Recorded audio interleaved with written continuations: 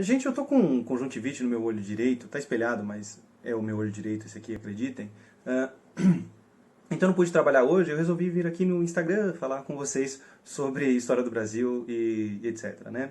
Tudo isso vai ser a sombra da fala abominável do Eduardo Bolsonaro da semana passada, de que se a esquerda radicalizasse, o governo deveria então poderia tomar medidas como um novo AI-5, né? Num tom meio assim, não sei, podemos fazer isso, né? A gente tem que reagir. E aí o Eduardo Bolsonaro, ele está mobilizando o imaginário do Brasil, o imaginário político do Brasil, que já por duas vezes, no governo Vargas, né, quando do Estado Novo, e depois na ditadura militar de 64, mobilizou essa ideia de que temos uma ameaça de uma esquerda radical que irá implantar uma ditadura de esquerda no Brasil. Isso é perigoso, devemos fazer o quê? Implantar uma ditadura de direita, né? Implantar uma ditadura de direita. Foi isso que aconteceu. É irônico porque nenhuma das vezes a gente tinha qualquer tipo de articulação capaz da esquerda de implantar uma ditadura radical no Brasil. E nesses dois momentos o que aconteceu foi, na verdade, o oposto, né? Uma ditadura de direita assumiu o controle do Estado. Pois bem, eu quero falar de 64, né? Não estou interessado em falar do Vargas nesse momento, porque foi em 64, foi na ditadura militar de 64 a 85 que a gente teve o AI-5. E chegaremos nele, né? Primeiro, queria falar de como foi, na verdade, um golpe civil-militar, e não só militar, em 64, né? Havia setores da sociedade civil e das Forças Armadas interessados em derrubar o governo do João Goulart, o Jango. E isso foi feito. E o que acontece quando você derruba um governo e tenta colocar uma nova ordem? E vejam, essa utilização de nova ordem pelo governo Bolsonaro não é nenhum acidente, né? Esses ecos com o presente não são nenhum acidente. Nessa tentativa de colocar uma nova ordem, que eles chamavam para uma revolução, que eles estavam fazendo, revolução bem entre aspas mesmo, porque foi golpe mesmo, né? Um conceito histórico, conceito historiográfico, perdão, diz isso. Pois bem, nessa tentativa de implantar uma nova ordem, o que você tem que fazer? Você rompe com a Constituição. Né? Não há essa mudança de poder. O golpe e a revolução são sempre questões anticonstitucionais, porque justamente eles significam que eles estão agindo fora da ordem, fora daquilo que é previsto pela Constituição. E a Constituição que vigorava no Brasil era de 46, que tinha sido criada depois do fim do Estado Novo, em 45. Essa Constituição ela começou a ser alterada, portanto, por meio de decretos pelo Poder Executivo, que era governado pelo Castelo Branco desde 64, conhecidos como atos institucionais. O primeiro deles, obviamente, foi chamado de AI-1, né? Ato Institucional 1. E esse Ato Institucional 1, o que ele fez? Ele concentrou muitos poderes nas mãos do Executivo, principalmente do presidente. Né? O Executivo podia, por exemplo, caçar mandato de quem ele quisesse, podia suspender os direitos políticos de quem quisesse por 10 anos, podia demitir funcionários públicos e acabar com a vitalicidade, né, dos cargos dos magistrados, juízes, etc. Quer dizer, o que se buscava fazer com isso? Bom, chegamos ao poder. E agora? Agora a gente tem que expurgar o Estado dessa esquerda, dessa ameaça comunista. E assim eles vão fazer. Né? Isso tudo fora da ordem, fora da lei. Né? Você cria o ato 1, o AI-1, justamente para dizer que está na lei o que você está fazendo, mas o que você está criando é um estado de exceção. Então não é um estado democrático de direito. Né? Você tem algumas pessoas que dominam todo o resto da sociedade e você não tem como ter resposta a isso. Né? Não é o que é previsto numa sociedade liberal política, né? Uma sociedade que se prevê como uma democracia liberal. Pois bem, o ato 1 começou a criar todas essas exceções. Mas nesse momento a sociedade civil entendia que isso, a sociedade civil que apoiava o movimento, né, que apoiava esse golpe, ela entendia que estava tudo bem. Por quê? Porque era realmente necessário se livrar desses males, né, desses setores, ainda que de maneira radical, de maneira fora da lei, né, de maneira excepcional. Pois bem, esse foi o AI-1.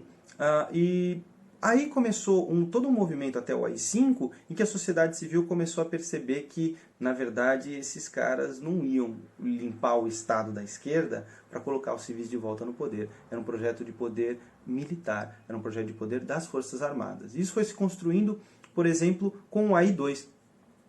Eu só esqueci de falar que o AI-1 ele tinha um prazo de validade, né? Ele funcionou, esteve em vigor até 66, ou seja, durante 2 anos, né? Então, bom, beleza, não, a gente entende que isso aí é para consolidar a revolução, ela tem que se enraizar, né, na sociedade, ela tem que garantir que ela vai sobreviver e aí ela pode dar uma normalidade democrática para a sociedade, né? Depois que essa nova ordem, de novo aí, foi estabelecida. A questão é que realmente o AI-1 durou 2 anos, até 66, e aí veio o AI-2. o Ato Institucional 2, que previa o quê? Eleições indiretas para presidente e o fim de todos os partidos políticos, né? E a instalação de um bipartidarismo no Brasil, um bipartidarismo forçado. É muito diferente desse bipartidarismo dos Estados Unidos, que foi construído historicamente. Né? Esse bipartidarismo da ditadura militar é um bipartidarismo forçado, em que você criou a Aliança Renovadora Nacional, a ARENA, que aglutinava os partidários do governo, e o MDB, o Movimento Democrático Brasileiro, que aglutinava a oposição. Mas isso tudo era falso, porque, no fim das contas, quem escolheu o presidente era a cúpula militar. Né? Essa decisão se dava ali na alta cúpula das Forças Armadas e não numa eleição indireta pelo Congresso. Era fachada. E muita gente até hoje mobiliza essa questão de que havia 2 partidos, até um partido de oposição, para dizer que não é ditadura. Isso é uma bobagem inacreditável. Isso só demonstra um total desconhecimento da ditadura. Né, ou do conceito de ditadura. Quer dizer, não é porque você permite alguma oposição que necessariamente isso significa que você é um governo liberal na questão política. Né? Porque, no fim das contas, essa oposição podia ser caçada. Quer dizer, por enquanto não, mas aguardem. Né? Mas essa oposição não podia escolher o presidente. Né? Ela tinha um voto que tinha que ser aberto, era nominal, era um voto em sessões públicas. Então, se você, mesmo da oposição, não votasse no presidente, você ia ter problemas, o presidente escolhido, o candidato escolhido pela alta cúpula. Né? E veja, a ditadura não precisa sempre ser assim, não tem partidos, ou só tem partido único do governo. Né? E isso não precisa ser atingido para ser uma ditadura. Você pode ter uma ditadura com 2 partidos, como foi a do Brasil. Na verdade, essa é a prova de que você pode ter uma ditadura sem partidos. Né? É só pensar também nas punições. Você não precisa de uma punição extremamente violenta sempre que você quiser mandar em alguém. Né? Você tem medidas... quanto menos violento você puder ser para manter o controle, melhor. Porque isso causa menos resistência. É só pensar numa situação de pais e filhos, né? Pensar quando você vivia com seus pais, etc., sob o mando deles, e de como, se eles simplesmente falassem, não, você não vai falar mais com essa pessoa nunca mais, porque essa pessoa te deu uma bala antes do almoço, isso ia gerar uma briga em casa absurda, porque você ia perceber a violência, a arbitrariedade desse mando. E, portanto, você ia se indignar. Então, se seus pais podem mandar em você falando, olha, filho, não é legal, não quero que você pegue mais doce, etc., antes do almoço, você tem uma sanção bem menor que permite você continuar controlando a sua criança. Percebe? É mais ou menos essa ideia. Então, não é porque uma ditadura não tem que ser o máximo da violência e do autoritarismo. Né? Mas o que você já tinha lá já era configurado como ditadura. Por quê? Porque você não conseguia escolher o presidente, porque o presidente podia mandar em todos os outros poderes. Né? E, por conta disso, é uma ditadura. Pois bem, o AI-3 vai chegar justamente para acentuar essa questão. Por quê? Os votos para governador começaram a ser todos votos indiretos. E, para além disso, no AI-3, você também tinha a suspensão das eleições para os prefeitos das capitais. Esses prefeitos seriam indicados pelos governadores, que, por sua vez, já eram eleições de fachada, né, pessoal? Então, assim você vai construindo toda essa rede de autoritarismo, de centralização do poder num presidente que não tem nada a ver com os desejos, os anseios populares. Percebe? Assim foi se construindo a ditadura, até que em 66 o Congresso foi fechado em outubro, foi criada pela cúpula governamental uma Constituição, e aí o AI-4, o Ato Institucional 4, teve como importância o fato de que ele reconvocou o Congresso para fazer o quê? Para aceitar a Constituição. Percebe? De que adianta um Congresso bipartidário que é fechado e reconvocado quando o Poder Executivo quer e que vai lá só para fazer o quê? Para bater palminha, para carimbar um projeto de Constituição que não é popular, que não é pensado ou discutido pela sociedade. Né? Isso é ditadura, senhoras e senhores, isso é ditadura. E aí, em 67, então, vai ser colocada em vigor a nova Constituição brasileira, que acaba de vez com a de 46. E nessa Constituição, o que estavam? O AI-2 e o AI-3. Né? Ela consolidou o AI-2 e o AI-3, mas o AI-1 não. Toda aquela violência e autoritarismo do começo da Revolução, na verdade, do golpe, do movimento pela ditadura militar, ela não foi incorporada na Constituição de 67. E aí, em 66, começou a haver uma grande articulação da sociedade civil contra esse governo. Por quê? Por conta dessa escalada autoritária da ditadura militar. né? Por conta dessa escalada autoritária de reunir poderes em cima do presidente que a população não tinha qualquer controle sobre. E olha os militares vindo atrás de mim aí, estão cavando pelo meu apartamento, vão me achar daqui a pouco, pessoal. Mas enfim, a partir de 66 começa uma grande reorganização, né, depois da violência que foi em 64 contra aqueles opositores ao golpe. Em 66 começa uma grande organização, inclusive pelos arrependidos, os famosos arrependidos, entre eles o famoso Carlos Lacerda, né, grande opositor do Getúlio Vargas, membro da UDN, apoiou o golpe e depois vai dizer que nós colocamos o poder nas mãos de aventureiros. O Carlos Lacerda vai ser perseguido. E junto com Juscelino Kubitschek e com o Jango, eles vão construir aquela frente ampla contrária à ditadura militar. Além da organização política contrária a essa ditadura, começa a haver uma organização por marchas popular, principalmente no Rio de Janeiro, contrárias à ditadura. Vão ser acirradas depois do assassinato de um estudante secundarista chamado Edson Luiz.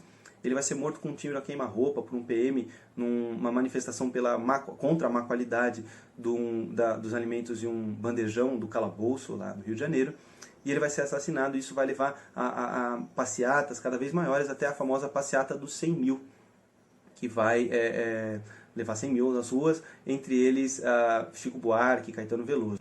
E essa passeata dos 100 mil, ela aconteceu em junho de 68, se eu não me engano, e ela reuniu, começou a assustar o governo ficou bom, se a gente achou que tinha consolidado o poder da nova ordem no Estado, não está bem assim, as pessoas estão reagindo. E por fim começaram também algumas greves importantes de operários, entre elas a de Contagem, em Minas Gerais, e de Osasco, em São Paulo. Aqui em Osasco, inclusive com a associação entre juventude e estudantes, eu quero dizer, né, e operários.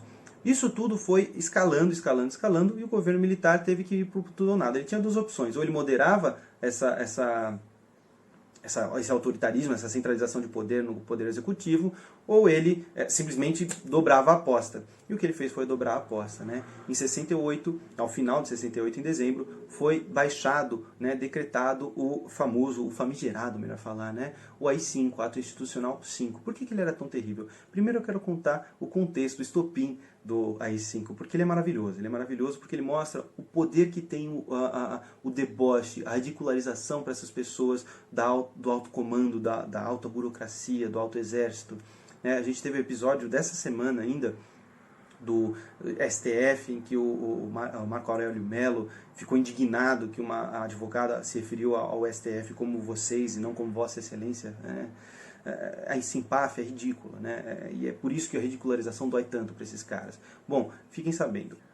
Um deputado chamado Márcio Moreira Alves, do MDB do governo da Guanabara, né, do estado da Guanabara, que é o Rio de Janeiro hoje em dia, ele fez um discurso para pouquíssimas pessoas, que ninguém deu muita atenção, no Congresso, falando de como as mulheres, as moças no Brasil não deveriam se deitar, não deveriam namorar, não deveriam beijar os militares que apoiassem essa centralização do poder, esse autoritarismo da ditadura militar.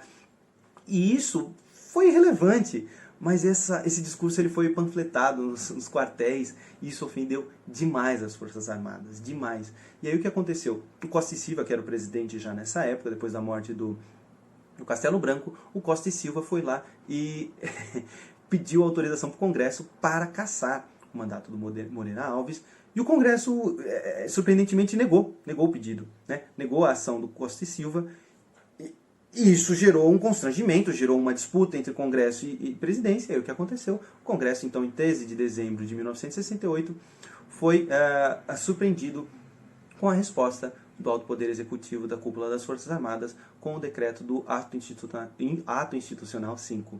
O Ato Institucional 5, AI-5, ele colocou de volta tudo aquilo do AI-1, né? Ele colocou de volta a cassação de mandatos, a suspensão de direitos por até 10 anos. Ele trouxe coisas novas, como, por exemplo, o fato de que agora não tinha mais habeas corpus para casos de crime político. Ou seja, se você é acusado de ser um opositor violento ao governo, um opositor fora daquilo que o governo permitia ser oposição, você não tinha o direito de responder em liberdade. Ou seja, no momento que eu te acuso do crime político, eu já posso te prender. E quando você vai ser julgado? Sei lá. Enquanto você está na prisão, deixa eu aproveitar e te torturar. né? E aí passa a ser essa a prática, o novo método do governo. É por isso que o AI-5 é tão terrível, essa escalada desgraçada de autoritarismo e centralização de poder nessa cúpula das Forças Armadas. E além disso, além da suspensão de direitos por até 10 anos, que o governo podia decretar para qualquer pessoa, da cassação de mandatos, da proibição do habeas corpus para crimes políticos, você tinha também o poder de fechar o Congresso a hora que você quisesse. E para além disso tudo, a questão é, o AI-1 tinha um contexto do início do movimento, da revolução, da nova era, e ele tinha um prazo para acabar. O AI-5 não tinha. E o AI-5 vai vigorar de 68 até 79 no Brasil.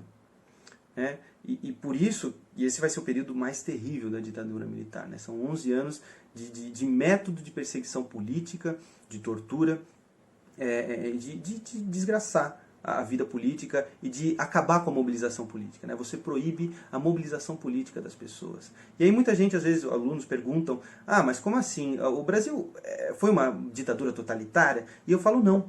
Por quê? Porque no totalitarismo, fascismo, nazismo, stalinismo, o que você quer, o que você deseja enquanto governante do partido único, isso é importante, é o partido único, é que a população seja mobilizada politicamente, que a população faça manifestações de apoio ao governo. Qualquer eco com presente é mera ilusão. Mas faça manifestações de apoio ao governo, faça manifestações de mobilização, de politização, só que assim, dentro daquilo que o partido único prega. Então, sair com bandeiras do partido e do país se confundem, sair com retratos dos governantes, esse culto à personalidade, isso tudo é politização, uma politização alienante, mas é uma politização. Enquanto que, na ditadura militar brasileira, a ideia era, não, cala a boca, ei, você, o que você vai fazer? Você vai sair da sua casa, você vai trabalhar, você vai estudar e você vai voltar para sua casa. A rua não é um lugar de política, a política não é um lugar das pessoas, a política é no alto escalão. Vejam, então, tudo isso é bem diferente. Isso não quer dizer que não foi ditadura, isso não quer dizer que não foi autoritário, isso não quer dizer que não houve tortura e que não foi terrível, ou que foi menos terrível. Só está caracterizando como foi. Essa é uma ditadura desmobilizante politicamente. E a gente sente os resultados disso até hoje. Política não se discute. Isso é assustadoramente comum de se ouvir na nossa sociedade. O afastamento do cidadão da política é contraditório, porque o cidadão se constrói enquanto agente político. Portanto, quando você, enquanto cidadão da República Brasileira, se afasta da política por dizer que isso não lhe diz nada, não lhe pertence, isso ainda é resultado do sucesso dessa política de desmobilização da ditadura militar. E é por isso que o AI-5 foi tão desgraçado, tão terrível para a história do Brasil. E é por isso que quando Eduardo Bolsonaro fala uma bobagem dessas, de voltar com esse documento vil, a nossa reação tem que ser de total repúdio, a nossa reação tem que ser de total violência, no sentido de responder, não, isso não vai acontecer. E só de você falar isso, você devia ser cassado. Porque você não pode, enquanto representante do governo, enquanto alguém muito próximo do presidente, ficar falando em volta do estado de exceção, em volta de perseguição, em volta da ausência do Estado democrático de direito.